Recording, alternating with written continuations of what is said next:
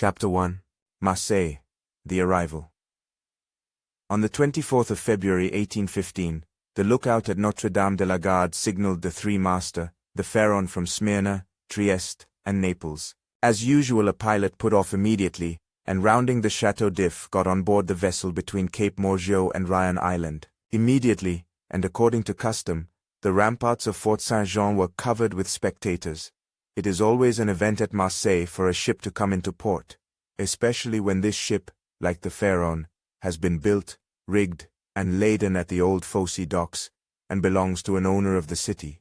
The ship drew on and had safely passed the strait, which some volcanic shock has made between the Calasareña and Jaros Islands, had doubled Pomegui, and approached the harbor under topsails, jib, and spanker, but so slowly and sedately that the idlers, with that instinct which is the forerunner of evil, asked one another what misfortune could have happened on board. However, those experienced in navigation saw plainly that if any accident had occurred, it was not to the vessel herself, for she bore down with all the evidence of being skillfully handled, the anchor a cockbill, the jib-boom guys already eased off, and standing by the side of the pilot, who was steering the Pharaon towards the narrow entrance of the inner port, was a young man, who, with activity and vigilant eye, watched every motion of the ship, and repeated each direction of the pilot. The vague disquietude which prevailed among the spectators had so much affected one of the crowd that he did not await the arrival of the vessel in harbor, but jumping into a small skiff, desired to be pulled alongside the Pharaon, which he reached as she rounded into La Reserve Basin. When the young man on board saw this person approach, he left his station by the pilot, and hat in hand, leaned over the ship's bulwarks. He was a fine, tall, slim young fellow of 18 or 20, with black eyes and hair as dark as a raven's wing, and his whole appearance bespoke that calmness and resolution peculiar to men accustomed from their cradle to contend with danger. "Ah, is it you, Dante?" cried the man in the skiff. "What's the matter? And why have you such an air of sadness aboard?" "A great misfortune, Monsieur Morel," replied the young man. "A great misfortune for me especially. Off Civitavecchia we lost our brave Captain Leclerc." "And the cargo?" inquired the owner eagerly. "Is all safe, Monsieur Morel, and I think you will be satisfied on that head." "But poor Captain Leclerc, what happened to him?" asked the owner with an air of considerable resignation. "What happened to the worthy captain? He died. Fell into the sea?" "No, sir, he died of brain fever in dreadful agony." Then turning to the crew he said, "Bear a hand there to take in sail." All hands obeyed, and at once the 8 or 10 seamen who composed the crew sprang to their respective stations at the spanker brails and outhaul, topsail sheets and halyards, the jib downhaul, and the topsail clew lines and bunt lines. The young sailor gave a look to see that his orders were promptly and accurately obeyed, and then turned again to the owner. "And how did this misfortune occur?" inquired the latter, resuming the interrupted conversation. "Alas, sir, in the most unexpected manner. After a long talk with the harbour-master, Captain Leclerc left Naples greatly disturbed in mind. In 24 hours he was attacked by a fever and died 3 days afterwards. We performed the usual burial service, and he is at his rest, sewn up in his hammock with a 36-pound shot at his head and his heels, off El Giglio Island. We bring to his widow his sword and cross of honor. It was worthwhile truly," added the young man with a melancholy smile, "to make war against the English for 10 years, and to die in his bed at last like everybody else." "Why, you see, Edmund," replied the owner, who appeared more comforted at every moment, "we are all mortal, and the old must make way for the young. If not, why there would be no promotion, and since you assure me that the cargo is all safe and sound, Monsieur Morel, take my word for it, and I advise you not to take 25,000 francs for the profits of the voyage." Then, as they were just passing the round tower, the young man shouted, "Stand by there to lower the topsails and jib. Brail up the spanker." The order was executed as promptly as it would have been on board a man-of-war. "Let go, and clew up!" At this last command all the sails were lowered and the vessel moved almost imperceptibly onwards. "Now if you will come on board, Monsieur Morel," said Dante, observing the owner's impatience. "Here is your supercargo, Monsieur Danglars, coming out of his cabin, who will furnish you with every particular. As for me, I must look after the anchoring and dress the ship in mourning." The owner did not wait for a second invitation. He seized a rope which Dante flung to him, and with an activity that would have done credit to a sailor, climbed up the side of the ship, while the young man, going to his task, left the conversation to Danglars, who now came towards the owner. He was a man of 25 or 26 years of age, of unprepossessing countenance, obsequious to his superiors, insolent to his subordinates, and this, in addition to his position as responsible agent on board, which is always obnoxious to the sailors, made him as much disliked by the crew as Edmond Dantès was beloved by them. "Well, Monsieur Morel," said Danglars, "you have heard of the misfortune that has befallen us?" "Yes, yes, poor Captain Leclerc. He was a brave and an honest man, and a first-rate seaman, one who had seen long and honorable service, as became a man charged with the interests of a house so important as that of Morel and Son," replied Danglars. "But," replied the owner, glancing after Dantès, who was watching the anchoring of his vessel, "it seems to me that a sailor needs not be so old as you say, Danglars, to understand his business, for our friend Edmond seems to understand it thoroughly, and not to require instruction from anyone." "Yes," said Danglars, darting at Edmond a look gleaming with hate. "Yes, he is young, and youth is invariably self-confident." Scarcely was the captain's breath out of his body when he assumed the command without consulting anyone, and he caused us to lose a day and a half at the island of Elba, instead of making for Marseille direct. "As to taking command of the vessel," replied Morel, "that was his duty as captain's mate. As to losing a day and a half off the island of Elba, he was wrong, unless the vessel needed repairs."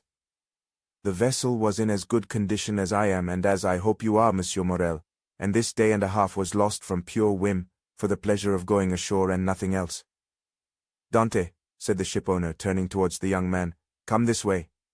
"In a moment, sir," answered Dantès, "and I'm with you." Then calling to the crew, he said, "Let go."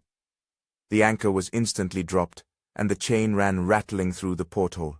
Dantès continued at his post in spite of the presence of the pilot, until this maneuver was completed, and then he added, "Half-mast the colors and square the yards." "You see," said Danglars, "he fancies himself captain already, upon my word."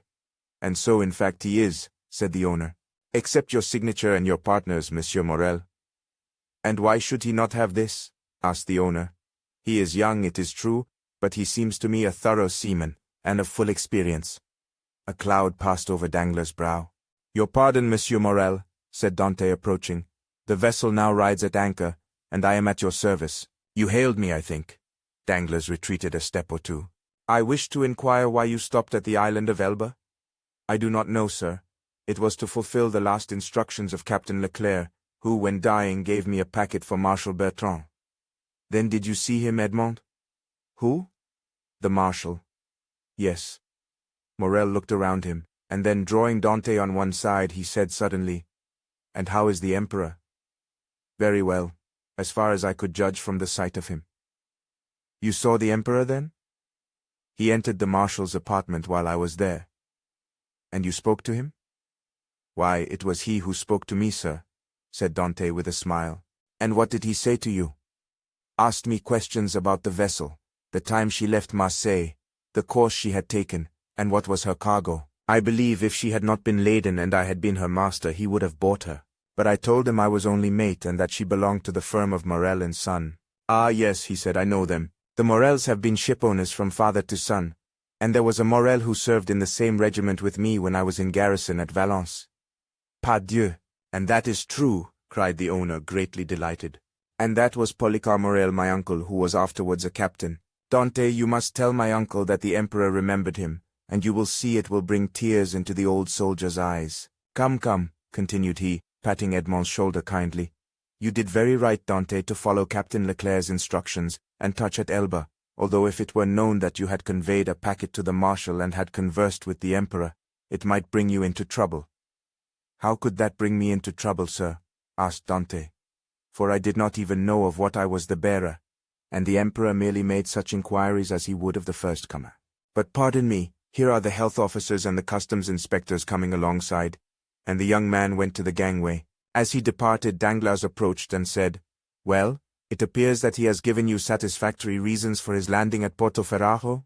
"Yes, most satisfactory, my dear Danglars." "Well, so much the better," said the supercargo, "for it is not pleasant to think that a comrade has not done his duty." "Dantès has done his," replied the owner, "and that is not saying much. It was Captain Leclerc who gave orders for this delay." "Talking of Captain Leclerc, has not Dantès given you a letter from him?" "To me? No. Was there one?" I believe that, besides the packet, Captain Leclerc confided a letter to his care. Of what packet are you speaking, Danglars? Why, that which Dante left at Portoferrajo. How do you know he had a packet to leave at Portoferrajo? Danglars turned very red. I was passing close to the door of the captain's cabin, which was half open, and I saw him give the packet and letter to Dante. He did not speak to me of it, replied the shipowner, but if there be any letter he will give it to me.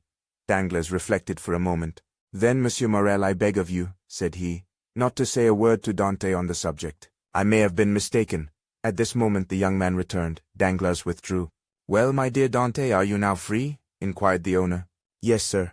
You have not been long detained. No, I gave the custom house officers a copy of our bill of lading, and as to the other papers, they sent a man off with the pilot, to whom I gave them. Then you have nothing more to do here? No, everything is all right now. Then you can come and dine with me? I really must ask you to excuse me, Monsieur Morel. My first visit is due to my father, though I am not the less grateful for the honor you have done me. Right, Dante, quite right. I always knew you were a good son. And, inquired Dante with some hesitation, do you know how my father is? Well, I believe, my dear Edmond, though I have not seen him lately. Yes, he likes to keep himself shut up in his little room. That proves, at least, that he has wanted for nothing during your absence. Dante smiled. My father is proud, sir, and if he had not a meal left, I doubt if he would have asked anything from anyone except from heaven. Well then, after this first visit has been made, we shall count on you. I must again excuse myself, Monsieur Morel, for after this first visit has been paid, I have another which I am most anxious to pay. True, Dante. I forgot that there was at the Catalans someone who expects you no less impatiently than your father, the lovely Mercedes. Dante blushed. Ah, said the shipowner. I am not in the least surprised, for she has been to me 3 times, inquiring if there were any news of the Pharaon. Peste! Edmond, you have a very handsome mistress. She is not my mistress, replied the young sailor gravely. She is my betrothed. Sometimes one and the same thing, said Morel with a smile. Not with us, sir, replied Dante. Well, my dear Edmond, continued the owner, don't let me detain you. You have managed my affairs so well that I ought to allow you all the time you require for your own. Do you want any money? No, sir. I have all my pay to take, nearly 3 months' wages. You are a careful fellow, Edmond. Say I have a poor father, sir. Yes, I know how good a son you are, so now hasten away to see your father. I have a son too, and I should be very wroth with those who detained him from me after a 3 months' voyage. Then I have your leave, sir? Yes, if you have nothing more to say to me. Nothing. Captain Leclerc did not, before he died, give you a letter for me? He was unable to write, sir, but that reminds me that I must ask your leave of absence for some days. To get married? Yes, first, and then to go to Paris. Very good. Have what time you require, Dante. It will take quite 6 weeks to unload the cargo, and we cannot get you ready for sea until 3 months after that. Only be back again in 3 months for the Pharaon, added the owner, patting the young sailor on the back. Cannot sail without her captain. Without her captain, cried Dante, his eyes sparkling with animation. Pray mind what you say, for you are touching on the most secret wishes of my heart. Is it really your intention to make me captain of the Pharaon? If I were sole owner, we'd shake hands on it now, my dear Dante, and call it settled. But I have a partner, and you know the Italian proverb, chi ha compagno ha padrone. He who has a partner has a master. But the thing is at least half done, as you have 1 out of 2 votes. Rely on me to procure you the other. I will do my best. Ah, Monsieur Morel, exclaimed the young seaman with tears in his eyes and grasping the owner's hand. Monsieur Morel, I thank you in the name of my father and of Mercedes. That's all right, Edmond. There's a providence that watches over the deserving. Go to your father. Go and see Mercedes, and afterwards come to me. Shall I row you ashore? No, thank you. I shall remain and look over the accounts with Danglars. Have you been satisfied with him this voyage? That is according to the sense you attach to the question, sir. Do you mean, is he a good comrade? No, for I think he never liked me since the day when I was silly enough, after a little quarrel we had, to propose to him to stop for 10 minutes at the island of Monte Cristo to settle the dispute, a proposition which I was wrong to suggest and he quite right to refuse. If you mean as responsible agent when you ask me the question, I believe there is nothing to say against him, and that you will be content with the way in which he has performed his duty. But tell me, Dante, If you had command of the Pharaon, should you be glad to see Danglars remain? Captain or mate, Monsieur Morel, I shall always have the greatest respect for those who possess the owner's confidence. That's right, Dante. I see you are a thoroughly good fellow and will detain you no longer. Go, for I see how impatient you are. Then I have leave? Go, I tell you. May I have the use of your skiff? Certainly. Then for the present, Monsieur Morel, farewell and 1,000 thanks. I hope soon to see you again, my dear Edmond. Good luck to you. The young sailor jumped into the skiff and sat down in the stern sheets, with the order that he be put ashore at La Canebière. The 2 oarsmen bent to their work, and the little boat glided away as rapidly as possible in the midst of the 1,000 vessels which choke up the narrow way which leads between the 2 rows of ships from the mouth of the harbor to the Quai d'Orléans. The shipowner, smiling, followed him with his eyes until he saw him spring out on the quay and disappear in the midst of the throng, which from 5 o'clock in the morning until 9 o'clock at night swarms in the famous street of La Canebière, a street of which the modern Phocéens are so proud that they say with all the gravity in the world, and with that accent which gives so much character to what is said, if Paris had La Canebière, Paris would be a second Marseille. On turning round, the owner saw Danglars behind him, apparently awaiting orders, but in reality also watching the young sailor. But there was a great difference in the expression of the 2 men who thus followed the movements of Edmond Dantès.